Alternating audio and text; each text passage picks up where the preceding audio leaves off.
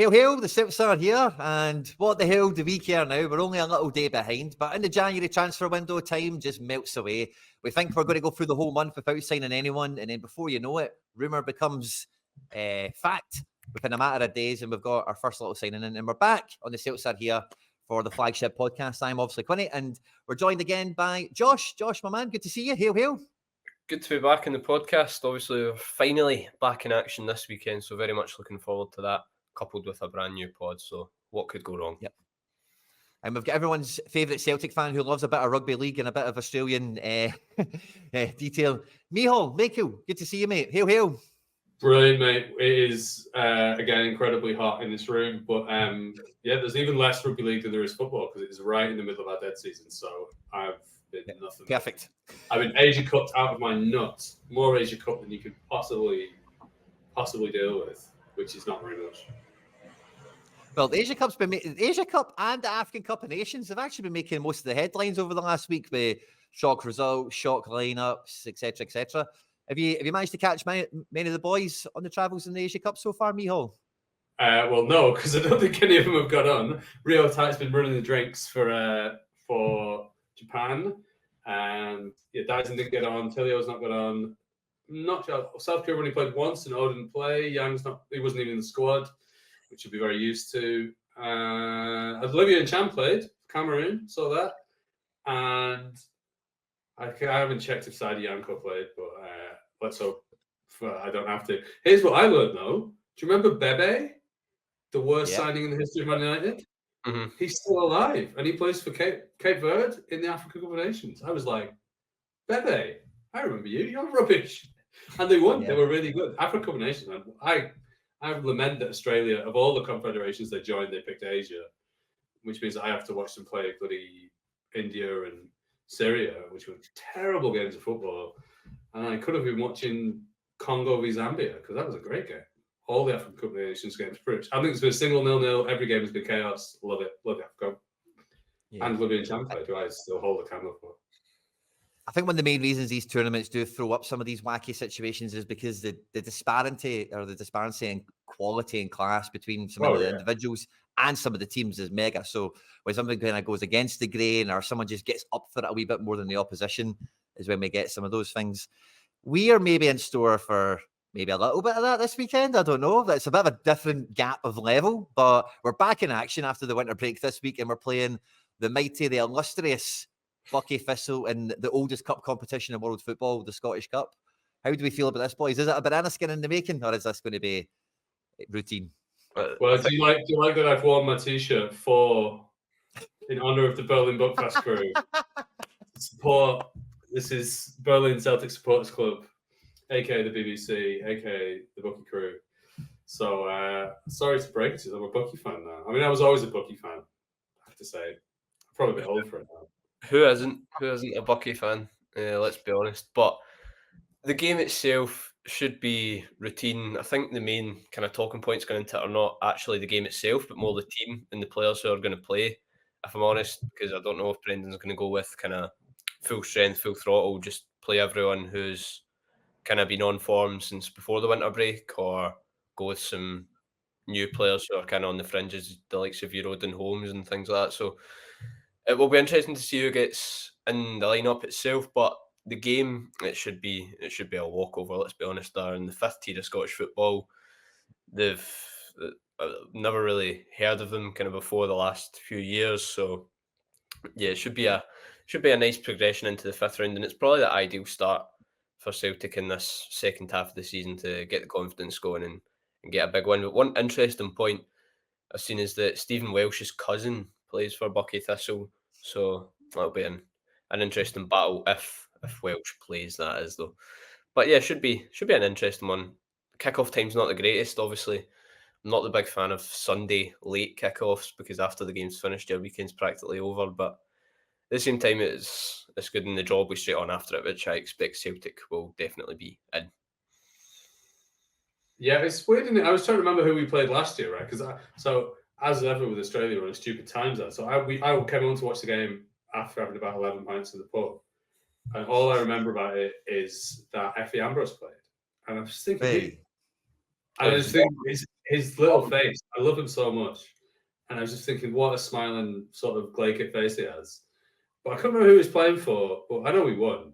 And it was like a hilarious FA penalty that was given away. We played Greenock Morton, it was, in the initial round. And then we went on to play St Mirren. Then we had, I think it was, it started Dundee United away, then Morton at home, then St Mirren at home on a Saturday night game. We beat them 5-0, 5-1, I think it was. Then we got to the semi-final, obviously, against Rangers. Jota scores a header in the final against Inverness. So that was our cup run last season.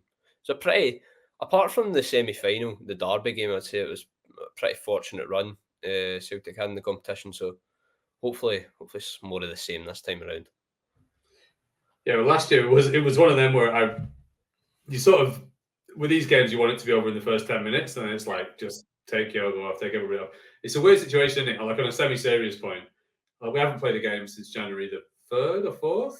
You never know what day it is in Scotland when they play it. Monday 2nd, yeah. And then we're not going to play, and we've still got another week to the next game. So you do kind of have to play everybody, otherwise it's going to be an awful long time between drinks. But you kind of also, I guess we only have Kyogo, right? But like, you want Kyogo to be able to come off at half time and Callum McGregor to come off at half time and basically throw everybody else. The bench should be full of, kids. And if only Quan was there, he could have found his left foot Bucky Thistle. Yeah, for sure. Oh, I say the manager at Bucky Thistle's quoted as saying that he wants to face a strong Celtic side. He really wants to have a bit of a cup occasion. And like, I think you're quite right there, Michael. Like, it's kind of unavoidable that we play a stronger team, in this one, because like Josh, you've obviously covered this one in more detail than most, but like the likes of Mackenzie Carse has been out on loan at Queen's Park, so some of these youth players that were maybe like earning, like I can train with the first team and maybe getting a sniff around, like he's just been out on loan. There's a few other guys that are already out on loan. We expect Vata to leave and a few others, so there isn't really that opportunity to bleed youngsters in this game, really, is there? So it kind of has to be shooting the guys up a bit, treat it like maybe like a European qualifier, in the sense of like it's kind of not a pre-season, not a warm-up game. It is a competitive, serious match, but it is one that, like you say, it should be relatively routine. It's a bit of a tune-up match. Yeah, if there were going to be any youth players getting minutes, it would probably be Daniel Kelly and Mitch Frame. They've both been training with the first team lately, so that's the two I would suspect if there's going to be any. Like you say, you probably want to get the guys back in tune because there's still a week between the next league game. Let's see if there was a game midweek, say we were playing in the league, then it probably gives you a bit more of an opportunity to switch things around for this one. But it doesn't really. You've got a week between the action and then another week after that. So it's a bit more spread out in the second half of the season, tends to be, especially when you're not in Europe, which probably is more beneficial for Celtic when you're not playing every couple of days and you've got more chance of injuries. But yeah, I would suspect probably a first team, to be honest. Just get the guys back fit. I don't know if there's been any bounce games during the break or anything like that, but yeah, it should be relatively straightforward first team, and that's what I would say. 6-7-0 scudding. But left back's an interesting one because with Burnaby being linked away, I don't think we would expect him to see him play. But I never really thought about Mitchell Frame. This could be this could maybe when he gets his Kieran Tierney moment, his Liam Scales moment, where they give him a game against Bucky, and then maybe they think, we'll give you another couple of minutes, and I never thought about that. Yeah, I would like to see that personally. Obviously, I'm a big advocate for kind of bringing the youth guys up, but yeah, Mitch Frame, he impressed. It was only really 15-20 minutes he played against in the final game, but for me, he really caught the eye in that one, and he's still only 17 years of age, so you do need to be careful with the players when they're kind of that young. But if you're playing Bucky Thistle, that should be more than his level. He's playing at the same level as him with the B team every week. He's playing in the Lowland League, so in their Highland League, which is the same. So yeah, it's certainly, I wouldn't be against giving him minutes, maybe even giving him the nod, even if it's just till half time. If it's not working out, you've got Greg Taylor there who can come on. And it's certainly one that Brendan can look to because he is in the market for a left back this January. And obviously, we'll probably sign one regardless. But say Mitchell Frame comes into this game on Sunday, and impresses, and then you give him the nod against Ross County a week later, which is a game of a similar ilk. Let's be honest, Celtic are going to dominate the game again against another Highland side. So potentially, it is a chance for him to get a run in the team. And I'd be a big advocate for that, and I would love to see it. But I don't know what Brendan would think of it. You can join the ranks of your Baron Atajic and your Jack Aitchison and sort of real one-game wonders. What a boy. He's got a great goal. Wait, Dundee United, maybe? Chip the keeper. Never see it again. Don't know what he does now. Probably plays with Bebe and Jemba somewhere. He's in the African Cup of Nations, who knew? With his Namibian grandfather. Yeah, I know. I'll be interested to see, actually, because I think there's a couple, there were like some semi-serious selection questions, right? Because much as I think we'd all love to see Nicholas Coon come in, like, this is kind of where Abada comes in. I think you'll have to, you'd be pretty annoyed if you're Abada and you haven't played for however long. You finally get back from injury and they just sign a guy and you go straight into the team. Like, Abada will score 6 against him on Sunday. Like, this is classic Abada territory. Yeah. And it'll be interesting. I think it'll be interesting to see if, like, I don't think Cal McGregor ever loses match fitness. So Holm probably plays, and you never know because of Cameron Vickers is basically held together with sticky tape this year. But it'd be interesting to see if he was to go for Naraki and Cameron Carter-Vickers to kick off the second half of the year. Now that both are theoretically fit at the same time, like that was Plan A at the start of the season. So I wonder if he'll go back to that. And tough luck, Liam Scales. Sorry, Connie. I don't see it, to be honest with you. I think Scales has made that position his own. I think kind of like, see the way we've had some rumours, we'll maybe get onto the transfer stuff in a minute, but like we've had some rumours that some people are sniffing around Carter Vickers. And I love the big man. I don't want him to leave. I actually think the injury record helps us keep him. But if someone's going to pay us some serious money for a guy that's held together by sticky tape, surely we'd be a bit mad to knock it back. Yeah, at this stage. Sorry, go on, Josh. Yeah, I say the Carter Vickers situation is an interesting one. Personally, I don't think he'll leave this window, regardless. I asked, there's an American guy, Larry Henry, on Twitter who actually broke the story. And then an hour later, the Record latched onto it and billed it as an exclusive, as they do. But so I asked him, said to him, listen, what do you think the actual possibility is of a deal happening this window? And what he said was, if you know, it's like 2 weeks left in the window. It's probably unlikely something's going to happen. So for me, it's just paper talk at the minute. Nottingham Forest, I see, have already dropped out the race for him. So that only leaves Brentford and West Ham, the 2 London sides left. Obviously, he grew up in London and he's from London, despite the fact he plays for the USA. So that could potentially attract him to go back there, more of his family there. But at the same time, Celtic in no way can afford to lose a player like Cameron Carter-Vickers. He's absolutely crucial. When you look at the defence, would you be confident going on in the second half of the season with a partnership of Nawrocki and Scales, who would have to play every single game and be top? I think it's very hard. So, yeah, for me, you can't lose Cameron Carter-Vickers in this window, as we see here.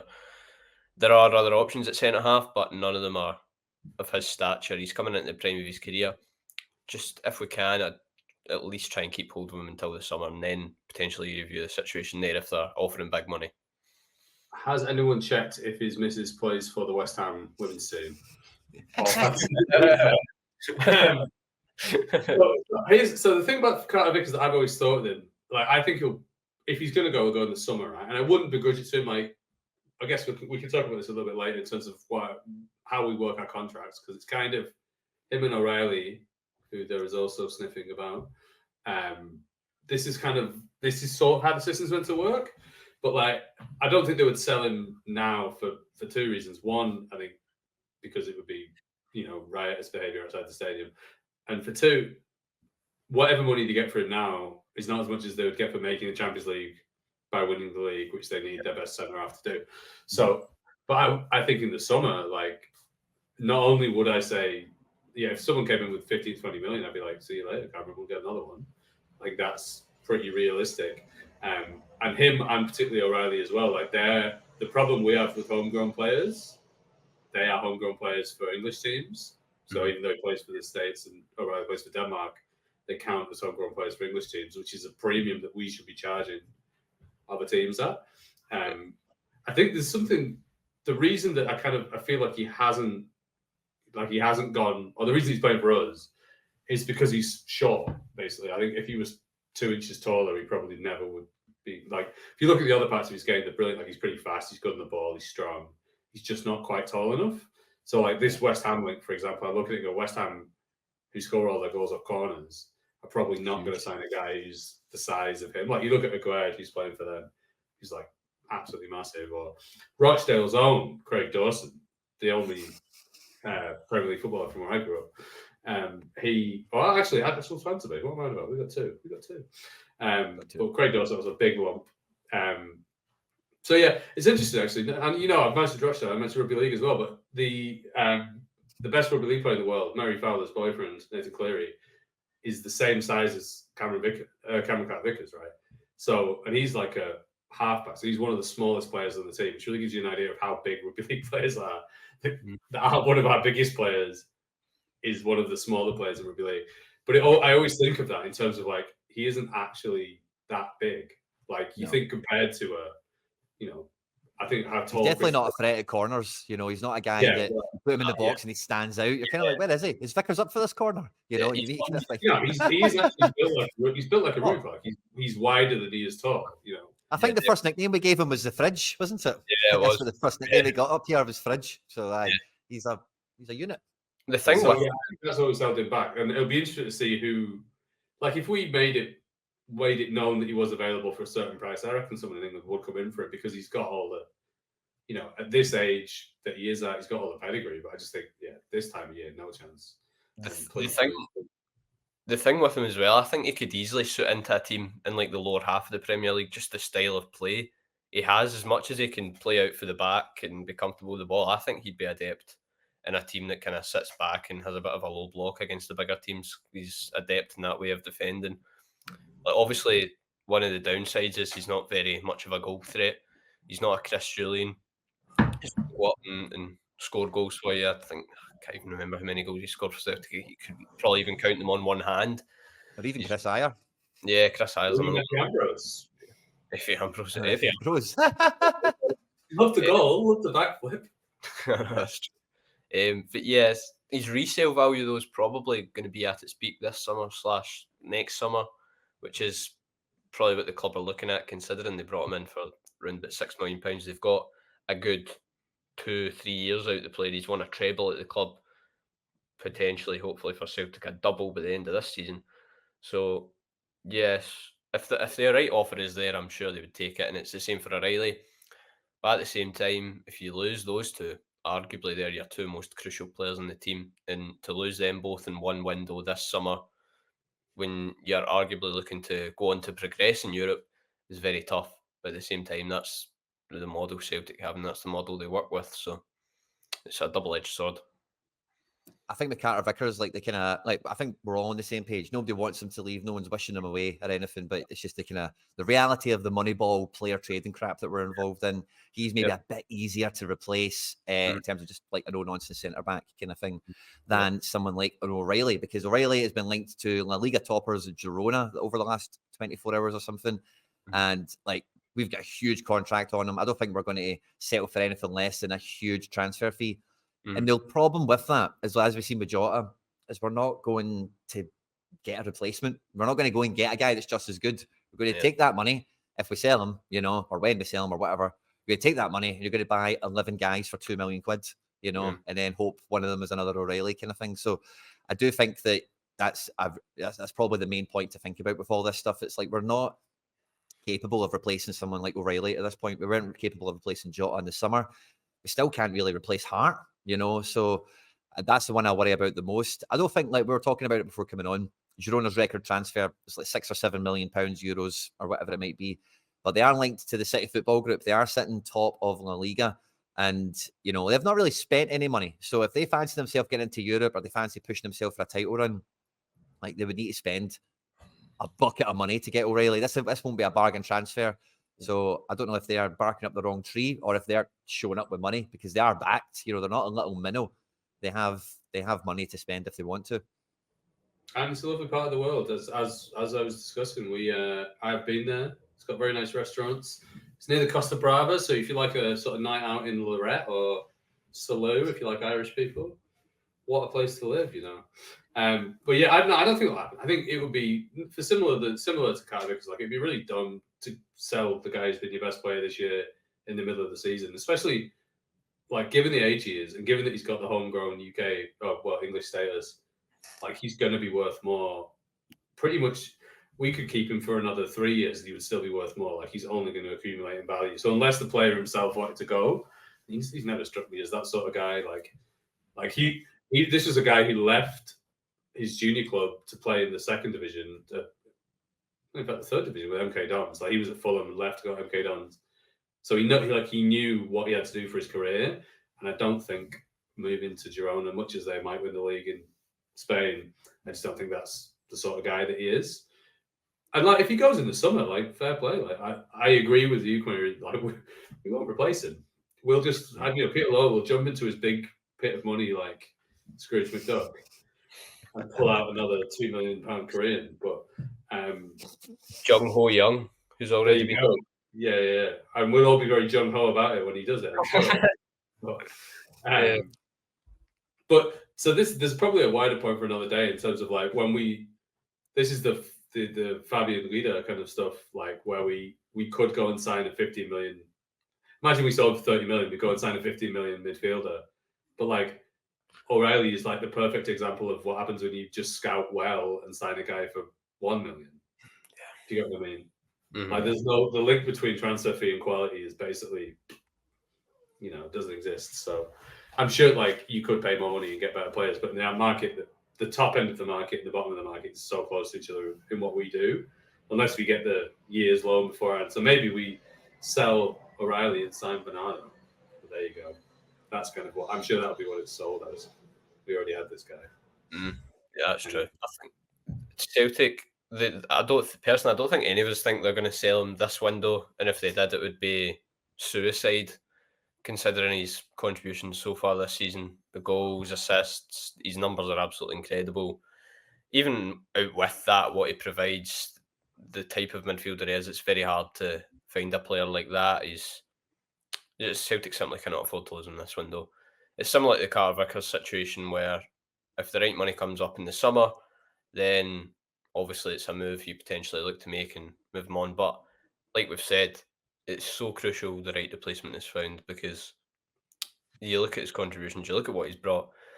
If you lose him and fail to replace him and bring in another project signing, it does not bode well, particularly when you want to win more trebles and look to advance in Europe. So it's very, very tough. But like I've said already, with the Cameron Carter-Vickers one, it's just the model of Celtic's player trading and how we want to do things. But whether that should change, we don't know. Replacement-wise, Jung Ho Young has obviously been linked. I think a ready-made replacement would be Fabian Raider, who's not doing too well, I believe, at Rennes now. But you never know what's going to happen and what lies ahead. So, just on, we signed Nicholas Kuhn this week, right? And there's this sort of, I don't know, what you would call it, sort of a point of interest that he signed this 5.5-year-long contract, right? Mm. And which is all about the boring subject of amortization. Yeah. Which is how they spread the value of transfers across a long time for financial fair play. It's really boring.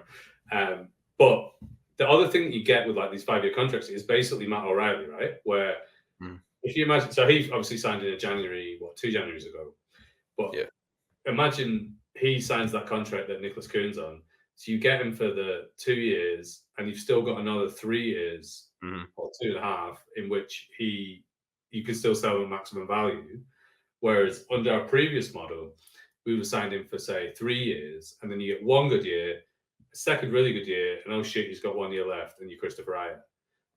So he's like, what we do with guys like O'Reilly is get him on, say he was on a 3-year, 4-year deal when we got him, he gets to within 2 years, and then he signs the extension where he gets paid more money, and we will have told him when he signed, you do hit this point, this point, this point, this is what you'll get in the extension. And then now we sell him the next year at the peak of his value. Like that is, I know we sort of jest at the model, but like that is exactly how it's meant to work in terms of the player gets what he wants. Supporters get what they want in terms of getting a player who becomes better and then goes off somewhere else. Like all this is kind of what is like, that is what it's meant to work as. If only we made that money and then bought the next guy was 5 million rather than just going straight back to the 2 million thing. I think that's what people get annoyed at, or the buying 11, 12, 2 million players rather than less of them. But like, he is a good example of what we're trying to do, especially when we give out new contracts halfway through, like we did with O'Reilly, because when we sell him, we'll make 25, 30 million, especially if he goes to the Premier League. Like, it'll be really And especially if we do sell him, I think it's pivotal they put, and Celtic tend to do this in a lot of the deals, they put another sell-on clause in for like 10-15%, because I could easily see O'Reilly going to the very top. He's still only 22 years of age, 23. If he gets a move to, say, who's been linked to a team like Girona, and he does well in La Liga for a year or two, there's nothing to say the likes of Real Madrid and Barcelona are going to be sniffing about him. And when teams like that get involved, silly amounts of money tend to be involved as well. So it's pivotal to put a nice wee sell-on clause in. It worked with Virgil van Dijk previously, so it should. Nobody won't be going. Tottenham. Yeah. Because he's about the only person I've heard from Celtic say they didn't like Ange. So that's true. Yeah, yeah, he definitely won't be on Ange's Christmas card list after the comments after he left. I agree with that. Yeah.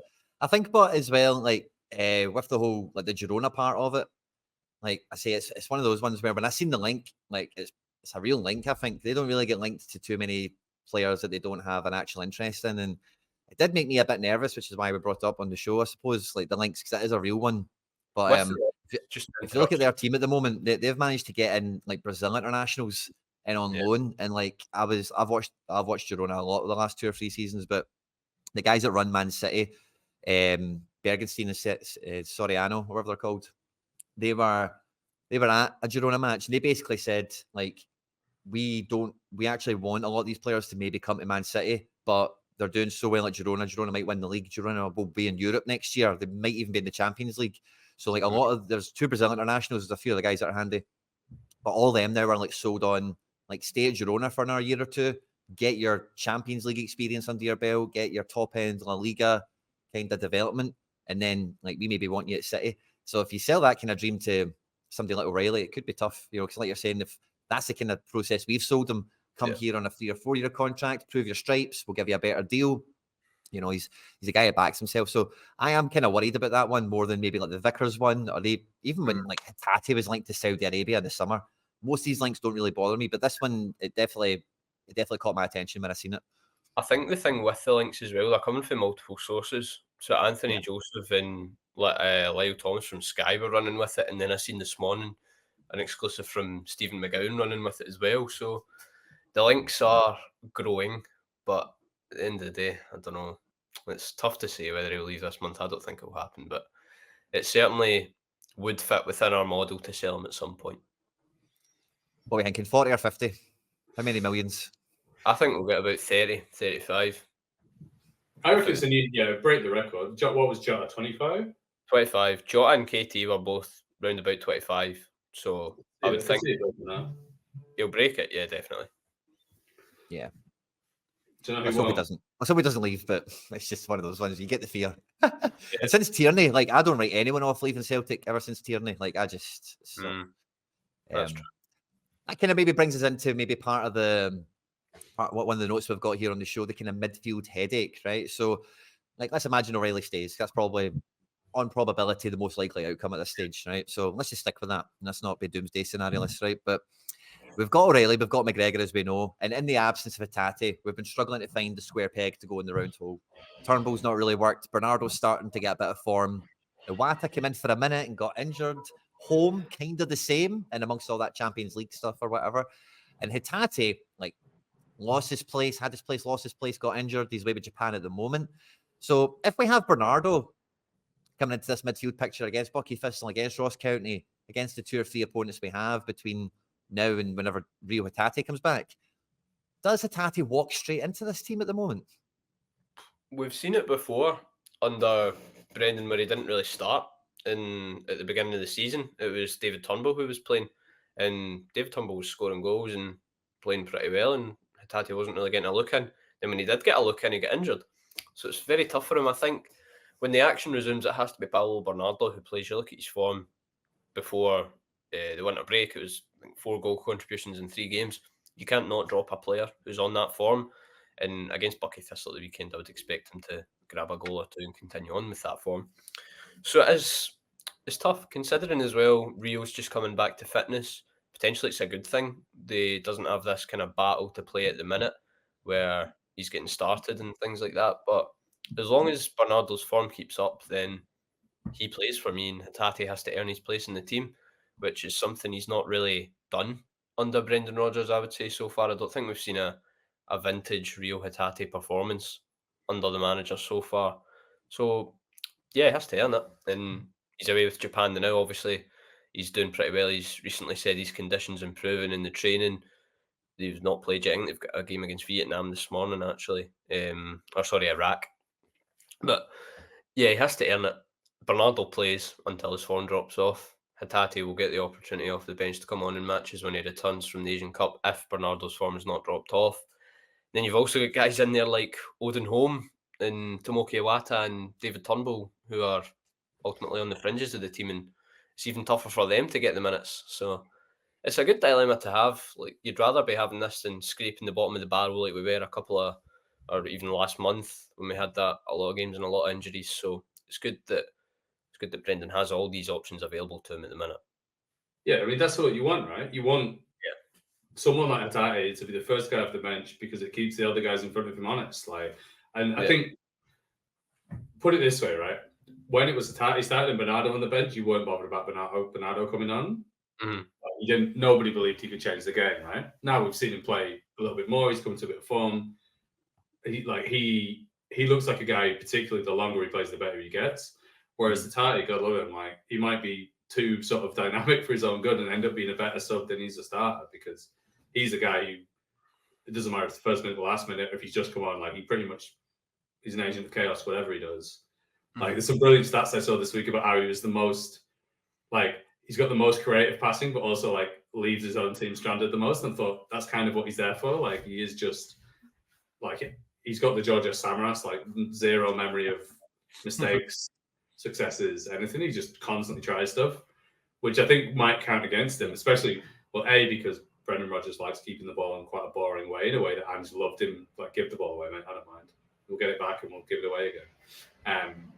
And I think he's a guy you can put on the bench, and if you're drawing 0-0, with an hour gone, bring on Hatate. He's the sort of guy who'll break that open. Whereas, is Bernardo that guy? I think Hatate's a much better player than Bernardo, based on what I've seen thus far. But it might count against him. Also, it could be that he goes to the Asian Cup, doesn't play a minute, and then he's really out of shape, or there's no sharpness. Takes him another couple of games to get up to speed, and suddenly it's March. I think that could count against him, especially if he doesn't play, which he hasn't looked like getting on for Japan. So we'll see if he gets on tonight. But he's far from their first choice, put it that way. It's a blessing that Bernardo come on to form at the end of the first half of the season, because if you didn't have him, you'd be worried about who's going to play. You'd be probably calling for Odin Holm to get more minutes. So it's positive that Bernardo's took to form. But yeah, I would agree with Michal that Hatate's a much better player than Bernardo. As football fans, we like to be entertained, and I would say Hatate is much more of an entertainer than Paulo Bernardo is. But that doesn't mean to say he's not effective, Bernardo. So it's positive that I have both options, but I would say Hatate is the better one. I'm going to throw two curveballs out, right, that have came to mind as I've been listening to you, right? Two of Hatate's best performances in a Celtic shirt have been at right back, right? Obviously, we're looking for a left back this summer, this January. Maybe we get one, maybe we don't. We can talk about some of those faces in a second. And, I've been having this chat with quite a few people. We spoke about it on this podcast recently enough, I'm sure, as well. Maybe Palma could be a centre mid, an attacking mid, maybe better than a winger. So if we have a curveball, maybe not against Bucky Thistle, because Rio Tate's out the country, obviously, and I don't think he would play Palma centre mid against them. But in terms of this whole midfield headache, is there maybe a bit of room for something crazy to happen? Whether it be Rio going into the left, Rio's the left back we're after, or Palma becomes another attacking option in midfield, perhaps, since we've got more wingers now all of a sudden. Yeah, Rio played left back for his old team, Kawasaki Frontale, so he's adept and he can play there. My only thing with him playing there is he's right-footed, and Brendan does like the fullbacks to overlap and get up the line and put crosses in. So whether he'd be best suited to do that when he's a right-footed player on the left remains to be seen. But yeah, I remember him playing at right back last season. It was around about the festive period. I think we played St Johnstone on Christmas Eve and he scored twice playing from right back. So played 2 games in a row. I can't remember both of them, but they played 2 games in a row and he was brilliant. Yeah, Easter Road, they played right back when Maeda scored that screamer. So yeah, he can play there, can more than play there. And then Palma is another one. I remember saying this after it was after the Hearts game, where I said maybe Palmer's best suited inside because the totality of that game, he done absolutely nothing that a winger should be doing. Just kept cutting inside, running into trouble, and he was just ineffective. And then James Forrest come on with Bernaby, and things were much better. So yeah, Palman inside could be something you look at, particularly when you look at his lack of pace. Potentially he's best suited to an inside forward kind of role, attacking midfielder. And then, like you say, got the rivals of Kuhn. Maybe if you lose O'Reilly this window, you play Kuhn on the right, Maeda on the left, Palman behind Kyogo. That could be the system you go for if we lose O'Reilly. But yeah, it's certainly two curveballs out there, and Rodgers probably has thought about them. If it was Neil Lennon and there was a derby at the weekend, what would he do? Love the curveball. I'm just imagining Hatate playing as an he's not. If he plays left back, he'll play inside like Greg Taylor does. Yeah. I'm just imagining him running into the back of Lewis Palmer, who's also cutting in. Wow, we just all want to put him in an area. Like seriously, it doesn't matter what position you put them in on the team sheet. Like they're going to end up playing in that left half space all the time anyway. So it doesn't like. I know Brendan Rodgers back in the day. If you remember his sort of Liverpool kind of peak Brendan moments, like he was a big. There was no such thing as formations kind of guy. It's all about vibes, philosophy, and in this case. It won't be so much. There's no such thing as a formation. It'll be that there'll be two guys who are constantly wanting to play in the same area, looking up and going, "Wouldn't it be great if somebody was running beyond me here, but he's stood next to me? Could we just decide which one of us is going to do this?"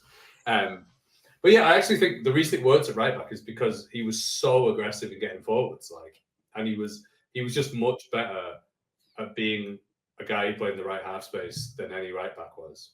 Almost like he wasn't really a right back. He just wanted to stand to defend there. So it'd be interesting actually. Here's my, I don't know if it's a curveball, but in the first game of next season, Rio Tati will play on the right, Paulo Bernardo will play on the left, and Matt O'Reilly will play for Girona. What if your Matt O'Reilly replacement is Rio Tati? Because Brendan Rodgers loved a 10. And that is exactly where, if Tom Rodgers was in this team, that's where Tom Rodgers should be playing. Yeah. Fair. It has been said as well, when you watch Celtic games, that Paulo Bernardo and Matt O'Reilly are hard to differentiate. You know, when you're at the game, I've been at the game, seen them both play, and on the TV, it's not too easy. So, like, I could see that in theory. A few of the links that we've had to left backs, because since we're in this kind of fullback chat, the number one that we've been linked to in this actual January window is Owen Beck, who I thought against Celtic was a clear standout when we played Dundee, and he's gained plaudits and fans all across the league this year for his performances. Great at dead balls. And I thought against Celtic, see when people say play Scales at left back, I think they imagine somebody like Owen Beck showing up in that position. It's not going to be Scales. He's not got the gallop. He's not got the pace to really run that line. But the note on this is kind of my first thoughts on this as well. When Liverpool recalled him in January, they're kind of not big fans of Tsimikas as much anymore as when they first signed him. And Andy Robertson dislocated his shoulder, the Scotland fans will remember, so he's still taken back from that. So I think Liverpool fancy giving him a look in, but I think this guy would be a great left back for Celtic if we bought him. Ideally buy him. I wouldn't loan him and then get mugged off by Liverpool when they sell him to someone else in the summer. I think you have to buy him because he'll do the league. And then we're taking the gamble on can he elevate us, so I think you buy him rather than loan him to win the league and then forget about him in the summer. What do you think of Owen Beck? There's one thing about him. So if he plays for Liverpool, he can't play for us. So if he plays for Liverpool, he can only go back to Dundee. So that would be, because I know he was on the bench, right? When they played the cup tie against Fulham, he was on the bench. Yeah. But he never came on. So I think it'd be interesting. Like, he's a different profile, but I'm with you, Quinny. Like, I don't understand why we would loan and do Liverpool's youth development for them. Like, and I think so I haven't seen enough of him to suggest whether he would be able to do this, but we have been decrying the amount of players who we sign with lack of first team experience, or are too young, etc., to try and replace, to elevate our first team. So we go and sign a guy who's only ever played for Dundee, and he's 20? Is he 20? 21. Yeah, very, very young. So I don't understand. I understand that his ceiling is almost certainly higher than Greg Taylor's is, but the purpose of what we want is to sign someone who's better than Greg Taylor. Mhm. And so I know people always forget this because they're like the new thing, but like this guy's played half a season for Dundee. Greg Taylor played like 5 seasons for Kilmarnock and then has subsequently played another 4 seasons for us. Like, so is he better than Greg Taylor now? Is kind of the most important question. And what I would be more inclined to say is, like, if we want him to come in as a second left back to replace Bernabei, he's definitely better than Bernabei because I think between us three, the podcast we're better than Bernabei. Like, I don't know. I've only been driving for 3 months, but I'm yet to get driving. So, but like, yeah, I don't understand. If we're going to go for a loan, we should go and get somebody who we otherwise wouldn't be able to get who's better than Greg Taylor for 6 months. If we thought we could sign him, like, then yeah, maybe go and sign him. But then I don't know. Like, Liverpool have proved experts at mugging off teams to buy their players that they'll never play. Like, this is the Kevin Kelleher for 20 million kind of chat, you know? It's Dominic Solanke for 20 million. Well, it looks very good now, so that's like a brilliant deal, but, you know, didn't look like that at the time. So, yeah, I worry that he's not really a loan signing until the end of the season, then give him back to Liverpool. He might be whisper it quietly, a project signing. Oh. Yeah, I was thinking about this actually. I was like, The great time project signing. We should sign projects like him. Yeah, definitely. Yeah, I think he's a player. If I was Celtic, I would definitely sign him. I want him as the left back. I think if you give him a run of games, he would exceed Greg Taylor. And the way Brendan Rodgers plays, he suits it much more than Greg Taylor. And because of that, I feel like he would stand out in the team more than he does. 2 goals, 2 assists, first half of the season in 17 games for Dundee is a good return, considering the newly promoted side in the league. Get called up for Wales because of those contributions. So certainly a player who has pedigree already in Scotland and has done pretty well. You've got his wee profile up there. My only thing, like you said, Michael, with him is first team experience. Went on loan to Bolton last season, played 9 games, and made 2 senior appearances for Liverpool and played 20 times for Dundee. So there is a lack of that. But for me, he is. You look at some of the project signings Celtic have brought in who have not done too well so far, the likes of your Yangs and players like that. You looked at their profiles before they came to Celtic. Quan's another one, and they weren't very exciting, to say the least. You look at this boy Owen Beck's profile; it is exciting, and I think that's shown with the amount of people that are eager for him to join the club. If he wants to join, it has to be either on loan with an option to buy or just an outright buy the now. It's going to be one for me that probably rumbles on to the end of the window. My concern is that this is Celtic's main target for left back, and potentially they're just holding out, and then at the last minute, Liverpool play him on their game in the 31st of January, and then he's ruled out of joining Celtic, and that's your left back plan scuppered for the window. But yeah, I think they should be doing all they can to sign this boy, because I think he's a player. Yeah, I think so. I think like I've seen enough of him. Both games I had to check it there, but played against Yang, he's played against Maeda. I say both times I've seen him for Dundee against Celtic. I think he's been a clear standout, been a really good player. But it is like that project element rather than signing like a Juranovic kind of model of a player, you know. So like, you know, Juranovic types of guys that are like Croatia internationals playing in Poland. There's not many players that kind of fall through the filters in that respect, so they can be hard to find. Yeah. But There's a when you kid see the playing- success of O'Reilly, like this is a similar kind of thing to an O'Reilly, especially when you see Owen Beck. If you actually watch him against Celtic and you see like him versus Maeda and Yang, like he's a big left back, like he's a strong boy. And one of the main things that we see on Greg Taylor's ceiling is in the Champions League defensively. He can't go one-on-one with people. He can't stay strong on the ball, you know. And I think this guy is worth a shot, you know. I like him. Speaking of the Polish kind of league players, there's a player I was looking at, right, Quinny, now you're probably better known than me with Probably the not in stats. Poland. That's the stuff you can find, but he's not been linked with Celtic as of yet. But he's in the kind of similar profile to Juranovic, Bartolomej Vdovic. I have no clue. He's at Jagiellonia Yeah, Białystok. the team And we they were, signed, I think, top of the league in Poland. But Yeah. yeah, I watched the compilation. The boy can hit a free kick. he's got And 9 absolutely. goals from left back this season. 9 goals and 2 assists in 19 games. 23 years of age, made over 100 appearances for Jagiellonia this season, and he's a one-time capped Polish international. Now, for me, this is the type of profile we should be looking at. Like you said, Quinny, potentially he's probably a better option than Owen Beck for me.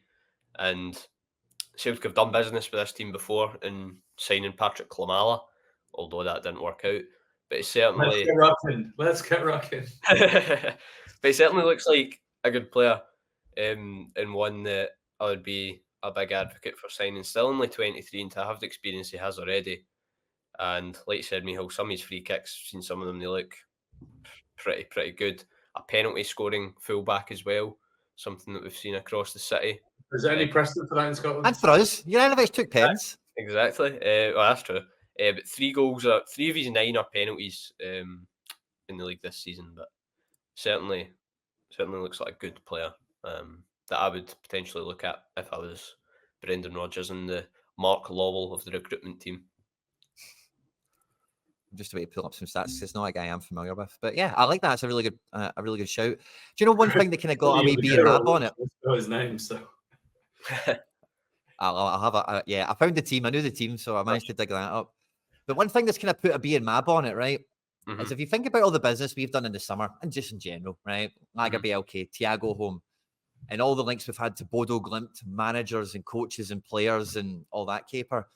My timeline for the last 2 days is covered with Bayern Munich, Barcelona, Man United. All these guys are after some little guy called Bergvall, who I've never heard of, right?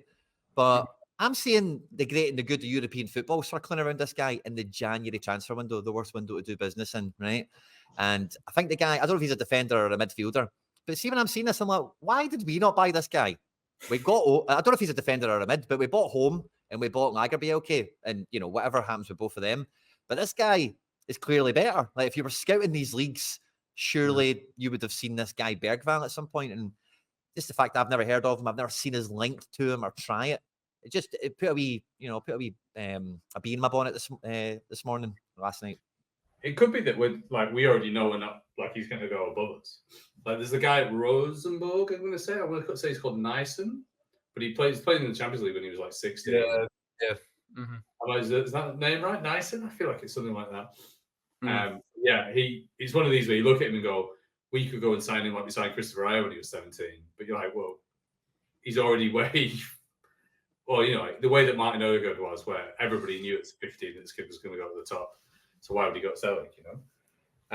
So yeah, it could be that. Like, that's when you see guys, you see names like Bayern and Man United, you think, well, why would he talk to Celtic? Unless he's Matt O'Reilly and goes, I think I'd rather play for my team, so I'm going to go sign for MK Dons.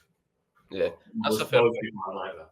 Yeah, another player of that ilk, Michal, is Nestor Irankunda, another young Australian who... Talk to me about Nestor Irankunda, mate. I've got all the knowledge you could possibly want. I've seen him play many times. If we were looking in the Aussie leagues, like we tend to do, i.e. Marco Tilio signing Tom Rogic when he was a young boy, surely they'd have noticed this kid who's now signed for Bayern. I don't know if that's went through yet because he was waiting to play. He scored at the weekend for Adelaide United against Sydney FC. I could have gone to see him in person if I'd have actually went to see South Melbourne, Angie's old club, against Sydney Olympic. But yeah, I could have gone to see him. He was playing 5 kilometres on the road. He was always, how long have I lived in Australia? I say, that's what Australians say all the time. He's fuck, I did it again. Irankunda is a good player, right? But there's not been a great record of players transitioning from the A-League. Like, just to use the Asian Open as a... Well, yeah, seriously, Marco Tilio would have been the best player in the A-League that we could have possibly signed. And he can't even get close to our team. Like, Irankunda, Garen Quoll before that. Like, Garen Quoll's playing Volendam now in Holland. Australians are obsessed with... You think that Scottish people go on about the 4 guys we have playing in Serie A? You want to hit it. Australians know where every Australian player is playing. Like, down to the Japanese second division. Like, they follow them everywhere. So everyone's like, oh yeah, Grant scored this great goal. And you're like, fucking Volendam. Like, who gives a fuck? Like, if a Scottish guy, there might be Scottish players playing for Volendam now, no one know. I think they're at the bottom of the Eredivisie. They're not in the second division, but they might as well be. Yeah. So there's a big problem with Australian players in general, which I feel like Scotland does have to a lesser extent, which is that like you can coach them so far, and then but invariably the league that they're best suited to playing in is like Scotland. So it doesn't matter. Like I was watching Sydney Olympic against South Melbourne, right? And they're all playing out from the back. It's like proper tactical football. There's actually a brilliant study that came out 2 weeks ago about which teams play most with their goalkeeper, and it's filled with Australian teams. It's like Bundesliga, Spy, Danish League, and Australian teams. Like Brisbane Roar were 8th in the world out of like 10,000 playing out through their goalkeeper. Wow. But by the time they get to the national team, it's Kai Rolls, it's Keanu Bacchus, like it's Cammy Devlin, like total cloggers. They haven't got a Rogic anymore. They haven't got a Luongo, who's playing at Ipswich. Like he's going to get promoted at Ipswich. He's like a proper creative midfielder. Retired from the national team because he was like, fuck these people. Riley McGree, who you'll remember from January transfer windows passing, who we got Matt O'Reilly instead of, is their sort of next. He's like the new great hope of creative midfielders. It's like, play some Middlesbrough. It's not that good. He came on in the Asian Cup and changed the game against the might of India. It was like, sign him up, get him starting. Jackson Irving, you remember from his 45 minutes he played for Celtic, scored in both games. This is the level of player that we have here. If we're looking for an O'Reilly replacement, then Riley McGree's maybe one to go to and revisit. Well, the funny thing is actually, speaking of left backs, like the best player in the Australian team, Jody Boss, is a left back. Like he was like a genuine. He moved to Westerlo, maybe. He played in Belgium. But he scored against India. And he came on and scored with his first touch of the game. But he's like a real dynamic left back. And you think like if we were going to sign anybody, like that sort of player would actually probably be all right for us. But Tilio was burned. Jordan Boss, see him here, 21. Yeah, left-footed, gets up and down the flank. Played at Melbourne City as well. There's no way we didn't look at him because he was playing. Marcus Taylor was playing in front of him as recently as April. Yeah, so he seems okay. He's doing all right in Belgium. He's adapted pretty well. Fair play to him. I was just looking at the list there, sorry, because we've had a wee chat obviously around the midfield, the left back area. The goalkeeper one has finally been addressed by the club, and there's, at least the rumour mills and the reporters that are in the know and whatever. Like, yes, the goalkeeper, like it's begun. Probably not going to happen in January, but we're eyeing it up for the summer. That's the kind of noises we're hearing. The three most prominent names at the moment is Andre Lunin, who is very likely to get a lovely contract extension at Real Madrid after filling in for Thibaut Courtois. Did he not chuck one in last night in the derby? Andre Lunin is what I heard. Yeah, the derby was a bit helter-skelter last night. I think Oblak even had an OG, but overall, like Lunin has got a lot of fans in Madrid, keeping Kepa out of the team. I don't see him leaving there anytime soon. We've also been linked relentlessly to Kelleher, which is a move I wasn't that fond of at first, but it's kind of grown on me.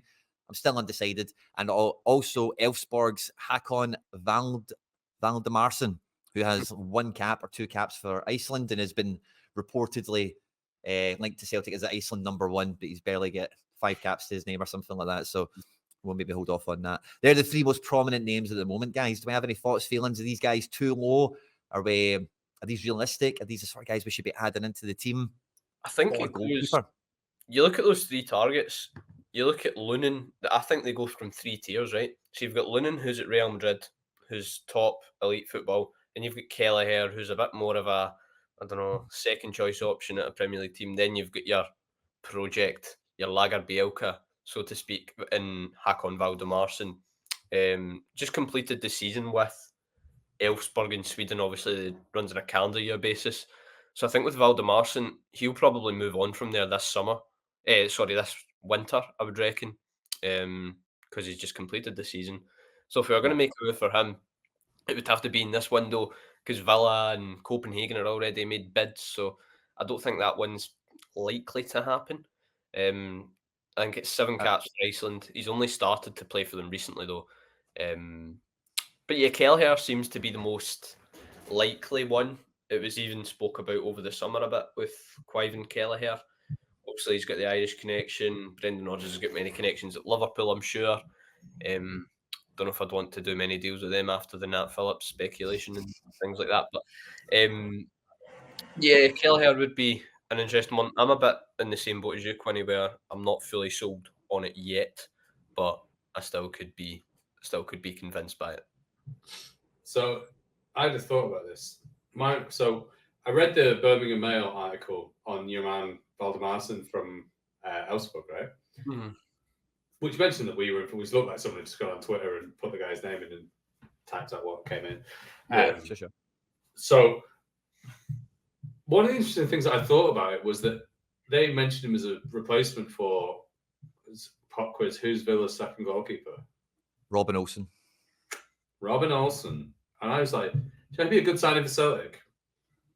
Robin Olsen, who's a guy who's played 300 career games, played for the Sweden national team for a lot of years, played for Roma. I remember him being at Roma. I feel like he played really well for Malmo against us in a game, not in which I was too drunk to remember the away leg, having been in the stadium, but I seem to remember Joe Ingeberg scored at Celtic Park, like 34. Yeah, on Robin Olsen, he reminds me of Doris de Vries, dare I say it. Just in what way? Like, is he good with his feet? I can't remember what sort of player he is. Just a similar profile, like quite a lot of appearances in England, etc. And was kind of a backup when he came to Celtic. But now Robin Olsen is what, Swedish international? He's a starting keeper for Sweden. Am I correct in saying that? I don't know if he is anymore. He certainly was at the. Yeah, he was at some point. Yeah, he has been for 71 caps. I've got it in front of me. I'm not some Robin Olsen super fan. If there's a Swedish Robin of which I'm a super fan, probably go for him. You're way too young to remember who Robin the musician is. But yes, Aston Villa, Everton, Sheffield United, Cagliari, Roma, Copenhagen, PAOK, Malmo, like 71 caps for Sweden, like sounds like time for us. That guy's not a project. He's a guy with pretty top level experience. And I would say, do you know what, Aston Villa, you've got your you can have the 21-year-old one cap for Iceland. As a result, can we have a chat about your 34-year-old many 71 caps for Sweden goalkeeper? That's the thing, though. The thing is the age for me, 34. You look at Joe Hart's, 36? So you're probably only really going to get 2 seasons out of him. The thing, look, for me, Celtic should have signed Dominic Livakovic in the summer. And we should be looking for someone in that profile. Maybe if Olsen was 2-3 years younger, someone who's probably in the mix a bit more, but he certainly does have the pedigree. I think he won when Roma won the conference with Mourinho. He was the goalkeeper. He was certainly. Was it not? Yeah. At that point, I thought he was, but no. At least otherwise, I better tell you. Playing for some big teams, like you say, over 70 caps for Sweden. That takes you to have good pedigree, but the age thing, just on that, worries me. Yeah, no, I get it. I mean, keepers is a bit different, isn't it? Because he's 34 for a keeper. It's not 34 for anybody else. But yeah, you get 2 years out of it. But I was more doing it as sort of a kind of smart ass point about sort of player that we could go and sign. Like I mentioned this before, there's a whole heap of players who want to go to the Euros. Not saying this for goalkeeper per se, but like who want to go to the Euros, who need to play games. Yeah. We could give games to. Like I actually thought I might do this for next week, right? More transfer week window fun. If I get time this week, I'll do it. I'll like go and look at every squad in the Premier League for people who haven't played but would play, would be like a good choice for their club. Who's hungry, starting, striker, whatever. Joker is probably. I'm saying why I would go to this sort of player, because we are exactly the sort of team where they could come in, play 20 games, do all right, and then definitely play in the Euros. I think the thing with a goalkeeper is, though, if we do sign one, they're probably not going to play. I think Joe's got that shirt nailed down between now and the end of the season. And I think we'll probably only sign one in the summer. As much as I believe we should be signing one in this window and playing them right now, I don't think it's going to happen until later on, because Joe will probably get his big send-off at the end of the season on Trophy Day / Scottish Cup final if we make it. So, it's Joe's shirt to lose at the minute. I would say as well on the Waldemarsson, and if he's linked to Copenhagen have sold their goalkeeper, Grabara. He's a holy goalie. He's a Polish keeper. He's going to Wolfsburg in the summer for like 13 million euros. So he's very good. Yeah, if we did look at him, I'm gutted we never got him. He's a very good goalkeeper. So I think like if Copenhagen are going to go in for him, they're probably going to get him, to be honest with you, because we're not going to go in as hard as they will. Yeah. And am I right in remembering being an absolute head case? Like he did something really weird. Grabara, he's mad. He's a mad as a bag of he was frogs. like a full Borough. I signed him a full match of Celtic once. He was really good. That's why I remember his name. But yeah, maybe you remember what he did, but like everyone was like, maybe we should sign this guy, and they just been absolutely like batshit crazy. We're like, It was against Man United. He pulled off some heroics. I forget what they did. He did have a few viral moments this year. Yeah, he wears a mask as well. He's got a face mask on at the moment. Mm-hmm. So he's definitely mad for it. I say he's going to Wolfsburg in the summer, so for big money. So Copenhagen can spend money on a Valdemarsson, and if they've ID'd him and they're going for him, they're probably going to get him. Which leaves us with Lunin, who's probably not going to leave Real Madrid, and Kelleher, which is probably what we're going to get. One goalkeeper I really like, but I think it would be very, very unrealistic, is the guy Mateus from Braga, the Brazilian goalkeeper there, who's 31.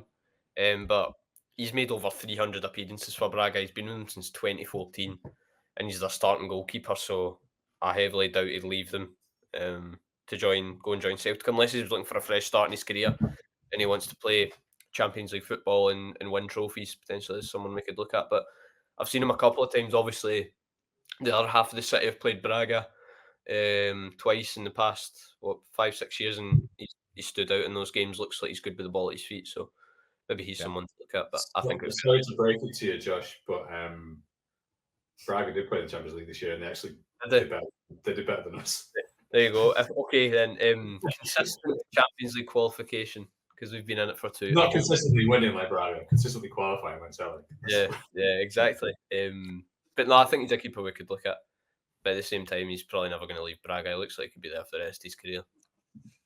I'm really hopeful that we find a guy in the middle of where we're at the moment. The Valdemarsons and the Robin Olsens kind of want someone in the middle there somewhere who has the appearances, who's got the battle scars, and still has a bit of room to kick on a bit, potentially, you know. But that feels like a lot for Celtic to go and get. It doesn't feel like the sort of thing we normally try and acquire, does it? Livakovic was the option. I will say it until the day I die, we should have signed Dominic Livakovic, but ship sailed many moons ago. Do you remember when we actually did have the Croatian national team goalkeeper? How many years ago was that? Trial? Yeah. Steve Pleticosa played for us against Wolves. I was going to say Steve Pleticosa. I'm like, he never played for us, you know. So he did. He played like a half. I think it was against Wolves in the preseason friendly. Really? I'm pretty sure he did. I'm gonna go look this up. But he came on trial with us, yeah. Why do I remember that? Think of all the things I could have learned in my life that has been wasted. That piece of knowledge. He played Pleticosa got a trial. Got a trial game for Celtic. And it was against Wolves. I'm going to go and look that up. I bet I'm wrong as well. But like, semi-serious point. If someone said you can go in for the Ireland national team goalkeeper on this, you know, you probably think it was a good idea. Like, and I can't say I've seen enough of Keller to know either way. But like, if Liverpool have had this guy as a backup to Alisson, I'm going to assume that he can at least kick the ball because Alisson plays that with his feet all the time. Like, and they're not gonna go when you've got an almost limitless resource that you can spend on players. You're not gonna go, let's have one guy who's amazing with his feet and one guy who's, you know, can't kick his own ass, who's, you know, Packy Bonner thumping up the field. Doesn't seem likely. And I think it's the sort of guy where you can say, like, you've done this, you can sell him the dream of you've done this apprenticeship at Liverpool. Realistically, you're never going to be number one. Like, come and be number one for us, play in the Champions League, and you'll go straight back down again, but as a number one. Like Fraser Forster is the example that you can give where he did it not once but twice, you know, got to England squads. I think Fraser Forster's bigger achievement was more the contracts he got when he went back to England rather than the playing time. Well, I'll tell you what. Love the contract, Big Fraser. He's got a new one at Tottenham as well to be Ange's number 2 keeper. So Big Fraser loves a contract. So maybe that is a good character for him. But I'm totally with you. So I think if they've kept him this long, like if you've been following Liverpool over the last 5 or 6 years, you'll all know what Loris Karius did to them. And you've seen that they had Adrien, a Spanish guy, come in a few times. So the number 2 position at Liverpool is valued. Like, it's very valued. And at Man City, if you see the sort of goalkeepers there regularly bringing in for number 2s, they rotate number 2s all the time. So that's why I'm quietly kind of yeah, I could maybe warm up to this idea because he must be of a good level. And the only thing he's maybe missing is that, the battle scars, the minutes on the pitch. Yeah, the experience is lacking, but that's a gamble you take on guys like this because we're never realistically going to sign a first team player from Liverpool. And instead, it's Nat Phillips, who's actually played a couple of games for them in the past. But yeah, if Celtic are buying players from teams like this, they're looking at the second choice options, which is a shame at the end of the day, but that's just the way it is. It's not that bad because, like, in theory, some of these guys would become, like we've some already of them are mentioned, alright. like a number one for another team. Like we've seen, like Man City, I've just mentioned them, but they've pumped out like 3 or 4 keepers in the last 3 or 4 years that are in the Premier League playing for teams like Trafford at Burnley. I really and, like Bazunu. Yeah. Rochdale's old Bazunu. Previously Rochdale. There you go. I love rubbish Rochdale, but Robert Sanchez as well. Seen for Rochdale. There you go. As the battle for number 1 for Ireland, isn't it? Gavin Bazunu. Yeah. So, yeah. There you go. So, like, a goalkeeper like that, I don't like. If he came to Celtic instead of going to Bournemouth, would I be happy? Yeah, maybe, because like sometimes, like, if they're a Premier League keeper, they're normally halfway decent, unless it's a Karius that you've ended up with. But if he had more strings to his bow, it would probably be better. Let's say he'd had a loan spell for a season at a team like Bournemouth, at a team like a Sheffield or someone like that, and he'd done pretty well, then there's probably more attraction to it. It's just like you said, Connie, the lack of games so far. For sure. I think the final thing we'll finish on the podcast with, guys, is the potential outgoings. Now, as soon as Harry Kewell was on his way to Yokohama, I felt like everyone just said Kobayashi and Tilio were going to go with him and kind of assumed that was all done. It kind of feels now that the Kobayashi stuff has died off and the Tilio stuff may have been a bit fanatical in the first place.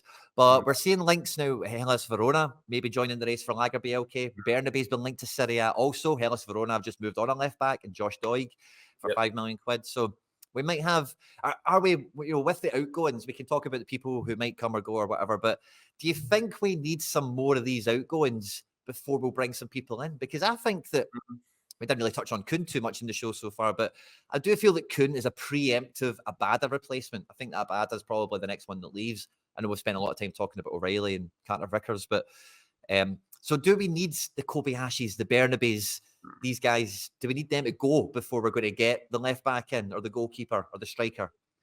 I think the club would prefer it if you were able to get rid of them, kind of get them off the wage bill before you're looking at other guys. It's just annoying that Celtic have so much dead wood in the squad that they want to clear that it's simply very hard to get rid of that number of players in the one window. Obviously, Kobayashi's move has kind of fell through and it looks like he's going to be staying at the club between now and the end of the season. That's what you get when you sign players like that up to a 5-year contract who don't work out. But yeah, it's a tough one. I think we'll definitely, regardless, we're going to look to sign 2 more players, 1 more player between now and the end of the window.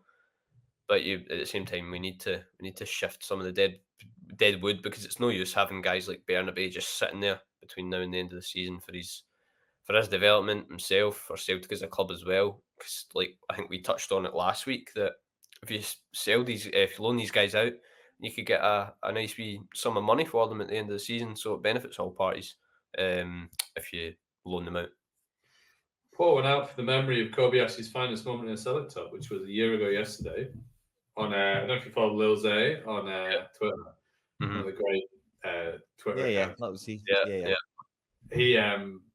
He put up yesterday. I don't know who scored the actual goal. Maybe it was a Abada actually scored the goal, but Kobayashi hit the post and it came back out.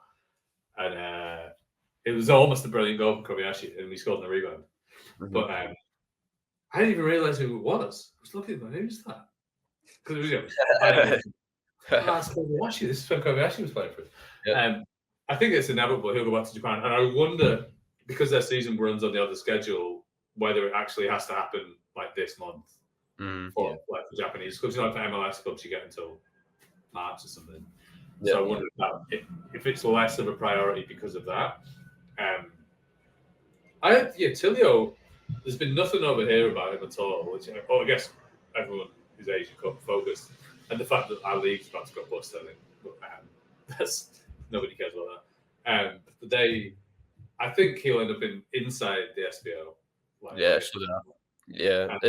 The reports have been that Celtic want to send a lot of the loanees out to Scottish Premiership and Scottish leagues because they can examine them easier. Like the likes of Adam Montgomery's went to Motherwell, Carse obviously at Queen's Park, Quan to St Mirren. So I think you're right, Michael. Tilly will keep up that trend. You missed my with Quan going to St Mirren. I finally could say, "Let me see that Quan." Which is one of my best roles.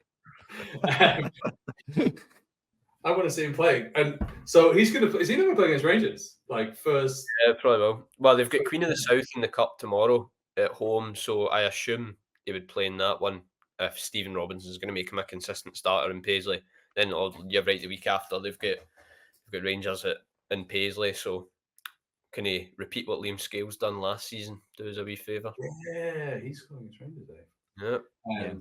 So he's totally playing against the Queen, and then the Queen's. Yeah, it's halfway line or something. Yeah. We get Gallagher winning first anyway, so against these players of the weekend. Yeah, we've got Neil Lennox's son joining the Sons of the Rock, Dumbarton, to go and do a number on the cream buns in the cup. It's funny because I'm from Dumbarton and I didn't even know Rangers were playing Dumbarton until like a week ago. I was getting a few messages like, "Oh, will we go to the game?" you know. To be fair, so that Saturday night 5:30 kickoff down the Rock, not too bad. Get wee Lenny playing. Imagine. Dumbarton's a very split place as well. You know, it's a very mixed area. You know, so everyone knows. So any Rangers Dumbarton fans that turn up, they'll see the Celtic fans wearing yellow when they show up. You know, they'll know who they are. They'll know where they live. So it might be a bit hairy. You went into Dumbarton. I feel like I've been to Dumbarton once, right? It's no go to Helensburgh. Dumbarton's got a huge Celtic supporters club called the Heart. Heart. It's got a big I remember us going past it, and it was like it's a weird place, man. It's a very strange place. It seemed like more of a road than a town. Well, that's the town centre that you've been through. That's where the Celtic club is. And that's a great Celtic club. There's there's bands that, like Wolf Tones and all that have played there, and they get like speakers in and stuff like that. It's like a proper, really good thing. So it is a mixed area, but there's a really strong Celtic bit there. So yeah, Dumbarton will be a fun one. And we'll see Gallagher and Lennon making his Dumbarton debut, which will be all good crack as well. Well, I can't not share it with the podcast. I haven't shared with you off air that one of the Gallagher brothers, who Gallagher Lennon is named after, I think it's Liam, but I might be no. I think it's Liam. He's got a son called Lennon Gallagher. So it's the John Collins that needs to happen. And it's, I don't know if you noticed this, right? So, you've got your Crawford Allens, your Brown Fergusons. It's a bit of a Fenian response to this, your Gallagher Lennon. And I think Mark Birchall's son is called Conlon Birchall as well. So is it trying to reclaim the double surname for the good guys? Open question, because to me, the double, my roots are in the north of Ireland, the double surname really only says one thing to me, and it's not a positive thing. Yeah, I don't really have any strong things on it either way, to be honest with you. But I don't think it's going to do much for the Gallagher first name.